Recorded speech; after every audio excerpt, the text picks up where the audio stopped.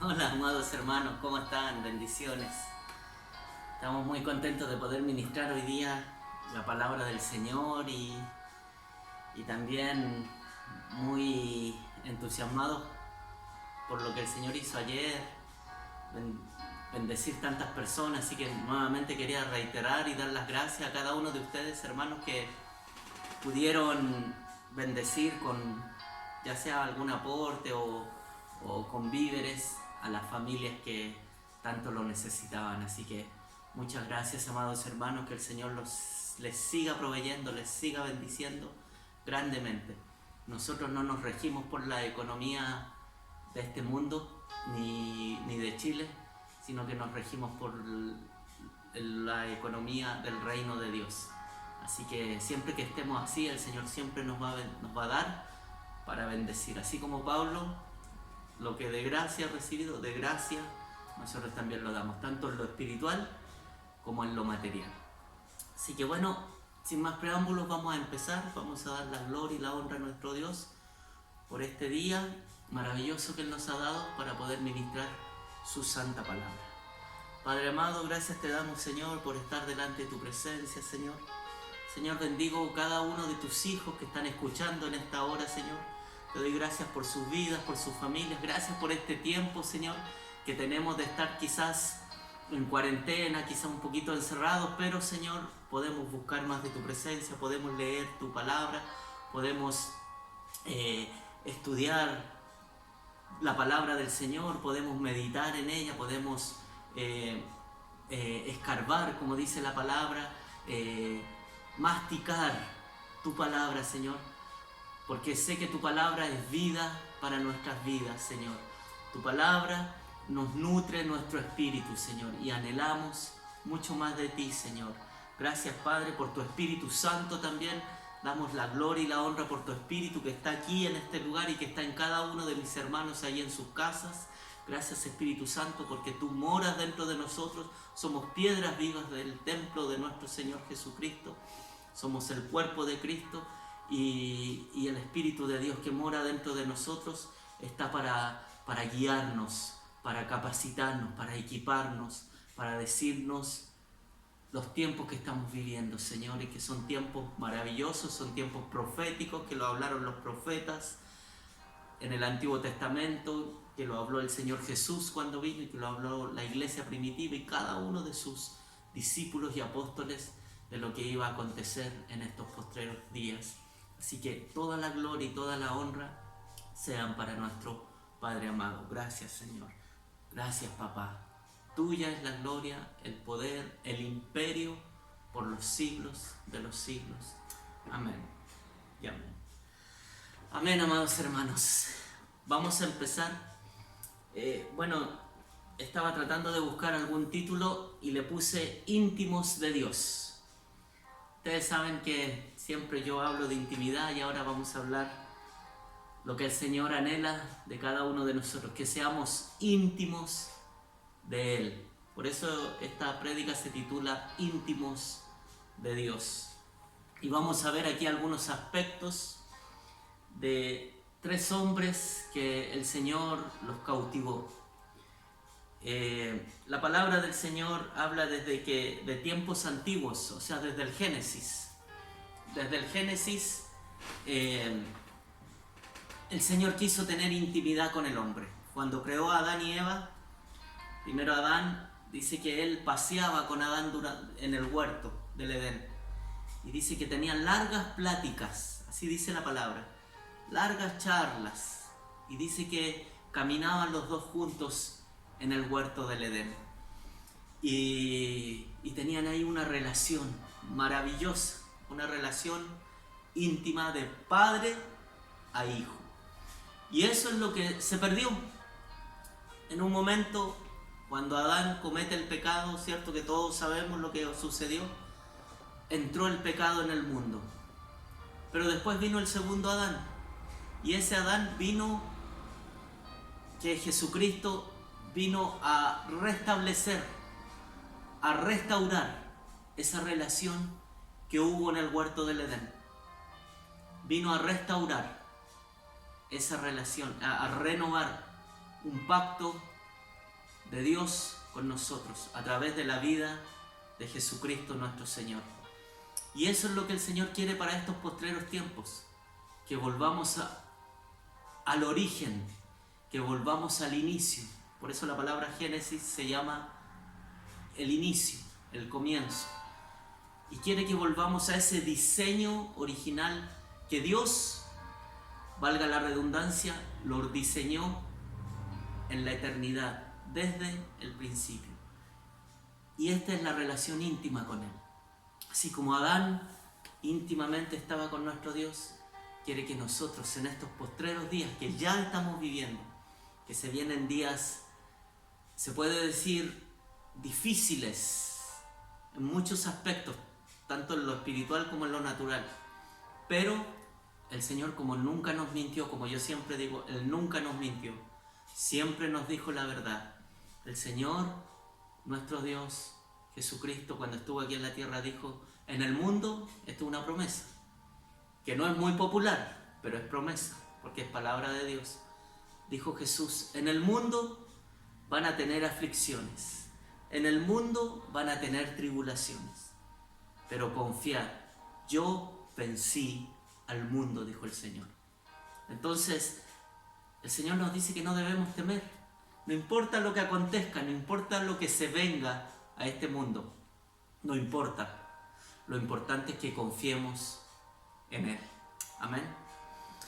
Y bueno, esta relación Él la vino a restaurar, así como pasó con Adán y Eva, como pasó con Moisés, con Abraham.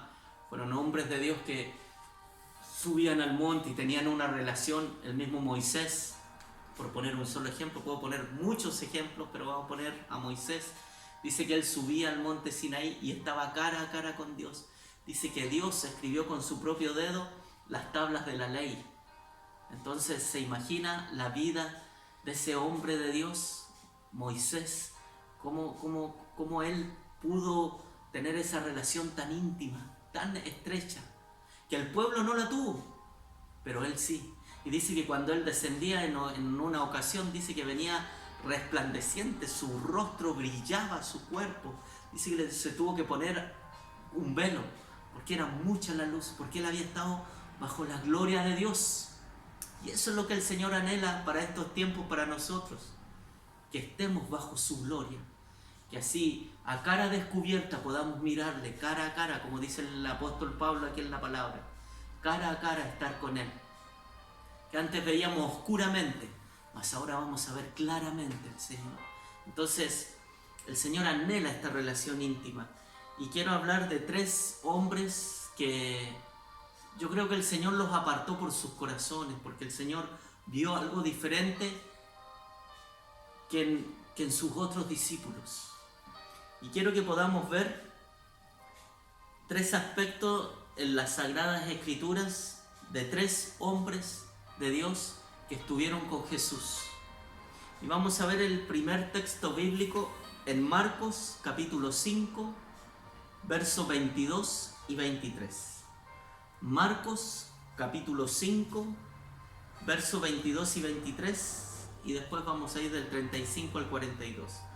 Pero vamos a ver Marcos capítulo 5, 22 y 23 primero. La palabra del Señor dice así: y vino uno de los principales de la sinagoga llamado Jairo, y luego que le vio al Señor Jesús, se postró a sus pies y le rogaba mucho diciendo: mi hija está agonizando. Ven y pon tus manos sobre ella, para que sea, y mire lo que dice, salva y vivirá. Ese hombre, siendo un principal, dice acá claramente la palabra, un principal de la sinagoga llamado Jairo, un hombre de autoridad, vino delante del Señor, se postró como padre, desesperado por lo que estaba agonizando su hija, y dice: pon tus manos, por favor, Señor, porque sé de que si tú pones tus manos, ella va a ser, que dice, salva y vivirá. Saltémonos al versículo 35 en adelante, porque después viene todo lo que pasó con la mujer del flujo de sangre, ¿cierto? No es el tema de hoy, pero mire lo que pasa después, en el Mismo capítulo 5 de Marcos, verso 35 dice: mientras él aún hablaba, vinieron de casa del principal de la sinagoga diciendo: tu hija ha muerto. ¿Para qué molestas al maestro? Pero Jesús, luego que oyó lo que se decía, dijo al principal de la sinagoga, o sea, a Jairo: no temas, cree solamente. Y eso es lo que el Señor nos dice hoy en día. No temas, manada pequeña, no temas, iglesia del Señor, no temas, mi remanente perfecto. No temas, cree solamente, porque yo vencí. Yo vencí sobre la situación que estés viviendo, lo que sea, enfermedad, trabajo, familia, una posible ruptura matrimonial, que tu hijo esté en las drogas, que en alcoholismo, no importa. El Señor te dice: cree solamente. Yo vencí, no temas, yo soy tu Dios, yo te ayudo. Así dice el Señor. Y mire lo que dice el 37. Y no permitió el Señor Jesús que le siguiese nadie, sino, y aquí vienen los hombres que quiero hablarles hoy día, que son los íntimos de Dios. No permitió el Señor que nadie le siguiese, sino solo Pedro, Jacobo y Juan, que es hermano de Jacobo. Y vino a la casa del principal de la sinagoga y vio el alboroto y que todos lloraban y que toda la gente se lamentaba mucho porque había muerto la hija de este principal de la sinagoga. Y les dijo a la multitud: ¿por qué tanto alboroto? ¿Por qué lloran? La niña no está muerta, solo duerme, dice el Señor. Mas se burlaban de él. Entonces el Señor echó afuera a todos y tomó al padre y a la madre de la niña y a los que estaban con él, o sea, Pedro, Juan y Jacobo. Y entró donde estaba la niña, y tomándole de la mano, le dijo: Talita cumi, que traducido es: niña, a ti te digo, levántate. Y la niña se levantó y andaba, pues tenía 12 años de edad. Y se espantaron todos grandemente. Pero él les mandó mucho que nadie supiese lo que había acontecido y le dijo: denle de comer a la niña. Aquí se ve un episodio hermoso que pasó al final. En un momento la niña muere, ¿cierto? Le dicen: no molesten más al maestro. Pero el Señor escuchó. ¿Se da cuenta? El Señor oye tu clamor, oye nuestro clamor. ¿Cuándo? Cuando estamos en una conexión íntima con Él. Pero ¿saben qué? Aquí hay 3 hombres que el Señor apartó de sus 12 discípulos, de los 70 más que Él tenía. Dice que Él tenía una conexión, una relación íntima, diferente, con estos 3 varones, que era Pedro, Jacobo y Juan. Y dice que cuando pasó todo esto, vio el alboroto, cómo la gente lloraba y hacía, como dice acá, mucha tristeza, dice que había en sus corazones, porque la niña había muerto. Pero el Señor dice: no teman, ella solo está durmiendo, no está muerta. Y dice que se burlaron del Señor, dijeron: pero ¿cómo si ya murió? Entonces el Señor dijo que apartó a toda esa gente y la sacó de dentro de la casa. Y dice que tomó al padre y a la madre. ¿Por qué al padre y a la madre? Porque ellos, el Señor sabía que tenían fe. El resto que se burlaba del Señor no tenían fe. Pero el padre y la madre sí. Y tomó a sus 3 íntimos, Pedro, Jacobo y Juan. Y dice que los 6 en el fondo entraron y el Señor oró. ¿Por qué el Señor saca a la gente? Porque al Señor no le gusta la gente incrédula. Al Señor no le gusta la incredulidad del ser humano. No le gusta tu incredulidad. Así que cada vez que te acontezca algo y tú ores al Señor, No ores con duda. No ores no creyendo que puede pasar. Quizás, bueno, voy a orar para ver si es que llegara a pasar algo. No, no va a pasar nada si oras así. Tienes que orar con fe de que Él lo va a hacer. Y Él lo hace a favor nuestro. Entonces, por eso el Señor tomó a estos padres, porque Él sabía que esos padres confiaban en Él, en Jesús. Y tomó a sus 3 íntimos y les dijo, vengan, vamos a orar con fe. Y Él oró y la niña se levantó cuando Él le dice, Talita Cumi, que significa, niña, a ti te digo, levántate. Era una niña tan solo de 12 años y que dice que todos se espantaron por lo que había acontecido. Jesús hizo un milagro y Jesús también puede hacer un milagro en tu vida. Pero a lo que yo quiero hacer hincapié es a estos 3 varones, que el Señor los tuvo en momentos muy trascendentales e importantes de la vida de Jesús, como fue uno de ellos que ellos pudieron ver cómo Jesús resucitó a una persona. Pudieron ellos ver cómo Jesús resucitó. Era la primera vez que Jesús resucitaba a alguien. Fue a esta niña. Y ellos lo vieron. ¿Por qué? Porque eran los que estaban más cercanos al corazón de Jesús. Vamos a ver un segundo episodio acá mismo en Marcos capítulo 14. Marcos capítulo 14, verso 32 al 42. Todos sabemos lo que aconteció en el huerto de Getsemaní. Getsemaní es un huerto. Y Getsemaní también tiene un significado. Prensa de aceite. Es donde se prensa, se aprieta porque este es el huerto de los olivos, la aceituna. Y se saca todo ese aceite, ese jugo de las aceitunas. Getsemaní significa prensa de aceite.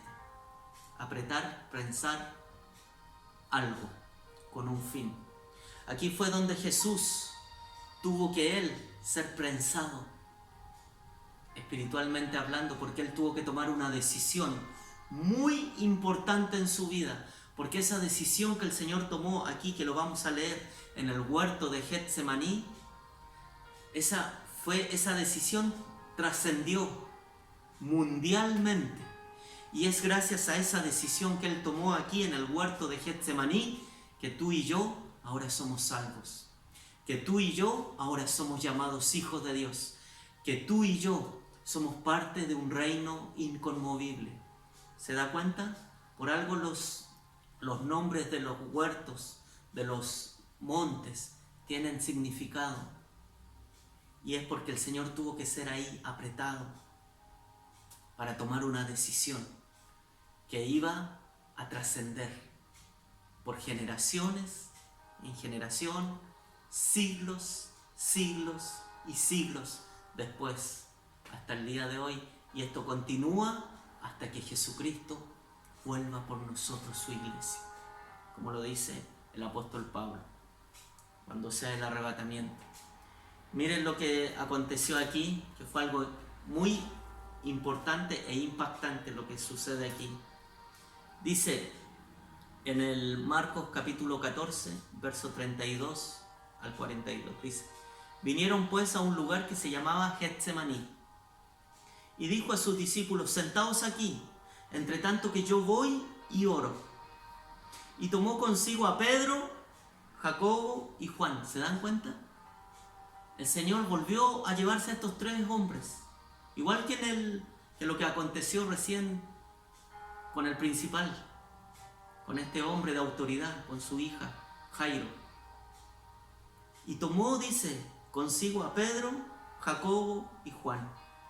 Y comenzó a entristecerse mucho y a angustiarse, dice el Señor. Y les dijo: mi alma está muy triste hasta la muerte. Quedaos aquí y velad.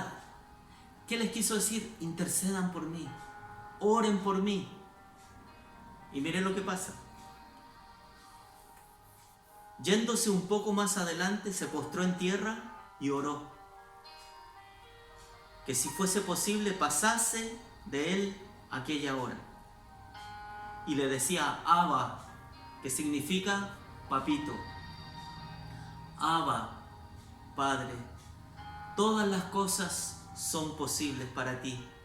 Aparta de mí esta copa, mas no lo que yo quiero, sino lo que tú quieres. ¿Qué le estaba diciendo el Señor? No se haga mi voluntad, sino tu voluntad en mi vida. Jesús acá nos está enseñando a que su voluntad tiene que primar sobre mi voluntad. Que su voluntad se haga en mi vida. Que su voluntad se haga en tu vida. Por más que sea algo fuerte que venga a tu vida. Jesús tenía que tomar una decisión aquí. Jesús tuvo que tomar una decisión fuerte en su vida. Y era dar su vida por amor a ti, por amor a mí. Y no tan solo por nosotros que somos parte de su iglesia, el cuerpo de Cristo, el pueblo de Dios, sino que Él dio su vida por toda la humanidad, para que todo aquel que en Él cree no se pierda, dice, mas tenga vida eterna. Así dice su palabra. El Señor no quiere que nadie se pierda, porque Él no envía al infierno a nadie. Yo decido irme al infierno. Yo decido de mi voluntad, de mi libre albedrío, optar por el infierno. El Señor no quiere eso para tu vida, no quiere eso para mi vida, no quiere eso para tu familia, no quiere eso para tus hijos, no quiere eso para tu esposo, tu esposa. Por eso nosotros debemos aprender de lo que dice la palabra, de lo que dice la palabra. Debemos aprender todo lo que el Señor nos enseña. Y si el Señor dijo, y Él como hijo, el unigénito de Dios que era aquí, unigénito, porque era el único hijo, lo hizo, nosotros también debemos hacerlo hoy en día. Aquí era unigénito, pero cuando Él resucitó, ahora es el primogénito entre muchos hijos. Y ahí estamos tú y yo también. Y miren lo que dice el 37. Vino luego y los halló durmiendo. Y dijo a Pedro, Simón, ¿duermes? ¿No has podido velar conmigo una hora? Velad y orad para que no entréis en tentación. El espíritu a la verdad está dispuesto, mas la carne es débil. Vence a la carne con la oración. Así se vence a la carne, hermano. Aquí también nos está enseñando. Vence a la carne con la oración. Por eso nosotros debemos ser una iglesia de oración. Por eso nos estamos levantando a orar de madrugada. Por eso estamos buscando en los altares familiares al Señor como familia. Porque debemos orar, debemos interceder. Por eso estamos ayunando todos los miércoles. Porque debemos cada día tener más intimidad, más relación con nuestro amado Señor. El 39 dice, otra vez fue y oró diciendo las mismas palabras, y al volver los halló durmiendo otra vez, porque los ojos de ellos estaban cargados de sueño, y no sabían qué responderle. Vino la tercera vez, y les dijo, dormid ya, y descansad. Basta, la hora ha venido. He aquí el Hijo del Hombre es entregado en manos de los pecadores. Levantaos, Pedro, Juan y Jacobo, levantaos. Y he aquí se acerca el que me entrega. ¿Se dan cuenta? Estos tres varones de Dios, estos tres hombres, estuvieron en episodios que los otros discípulos no estuvieron. Y es por algo. No es que el Señor tiene hijos favoritos, no, ni hijos regalones, no, hermanos. El Señor sí tiene íntimos. Personas que quieren, que anhelan más de Él. Si tú anhelas más de Él, el Señor te va a dar más. Y no estoy hablando de dinero, hermanos. Estoy hablando de las riquezas de su gloria que sale aquí en la palabra. Estoy hablando que Él te va a dar más de su presencia. Él te va a dar más de su Espíritu Santo para que tú te llenes de Él. Para que tú seas un hombre y una mujer lleno del poder del Espíritu Santo, no para jactarte con otros. Es para que tú seas de bendición para otros. Para que tú seas de bendición en tu familia, en tu lugar de trabajo. Para que tú bendigas la ciudad donde vives. Para que tú bendigas el país. Para que tú te arrodilles delante de la presencia del Señor y le digas: Padre, bendigo Chile en el nombre de Jesús. Bendice Chile en el nombre de Jesús, y que Chile sea para Cristo, que Chile no se pierda, Señor. Ese corazón es el que el Señor está poniendo, si es que tú le buscas en intimidad. Por eso esta palabra se llama íntimos de Dios. A ese nivel debemos llegar, de autoridad espiritual, de búsqueda. Mientras más busques, el Señor se va a reflejar en tu vida. Y tú vas a ser de bendición en el lugar de trabajo donde estés para tu jefe. Tus compañeros de trabajo se van a acercar a ti porque tú eres luz. Tu familiar que no es cristiano, que no es convertido, se va a venir a acercar y te va a decir: necesito oración, no sé por qué, pero me acerco a ti. ¿Por qué? Porque el fuego que hay en ti, el fuego llama a la gente. Cuando usted ha visto un incendio, usted ve que la gente se acerca al incendio. Porque el fuego llama a las personas. Y el fuego que tiene que haber dentro de nosotros tiene que llamar a estas personas que están perdidas. Y que este es el momento preciso, hermoso que Dios nos está dando para predicar el Evangelio. Ahora va a haber una cosecha, la más grande que jamás ha visto la humanidad. Gente se va a convertir.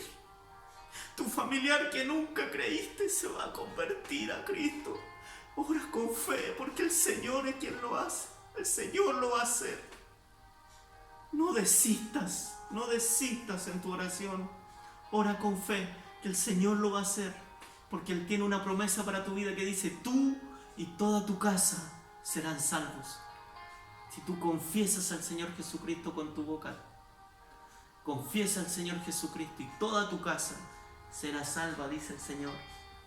Veamos el último episodio que sale en Mateo capítulo 17. Mateo capítulo 17. Mire lo que dice Mateo capítulo 17, verso del 1 al 9.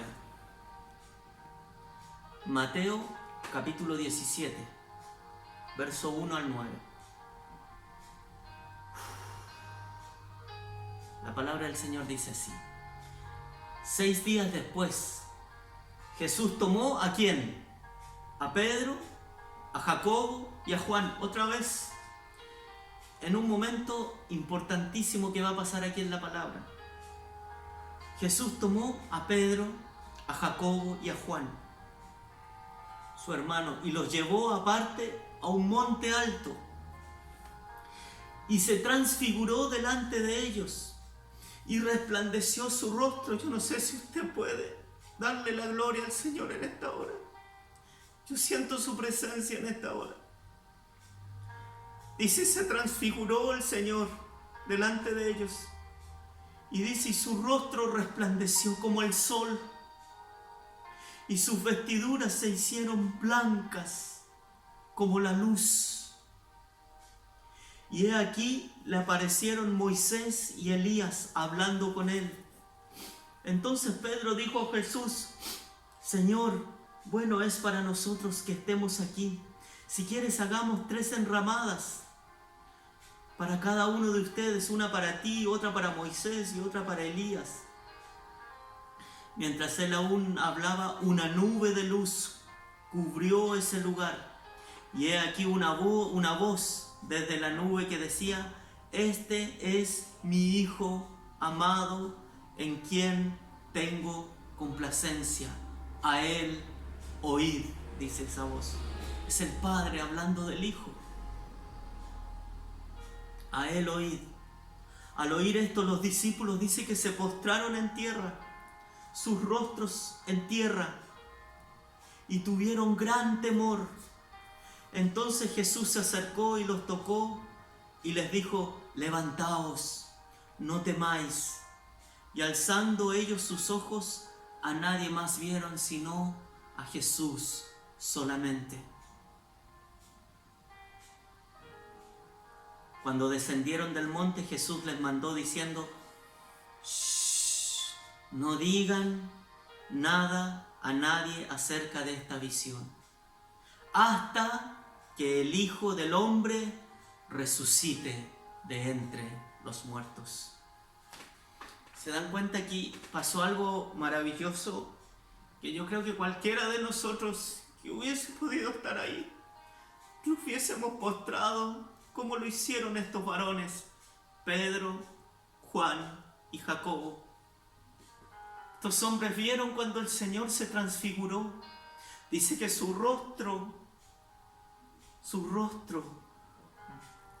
brillaba más que el sol. Brillaba, y sus vestiduras blancas como la luz. Dice que se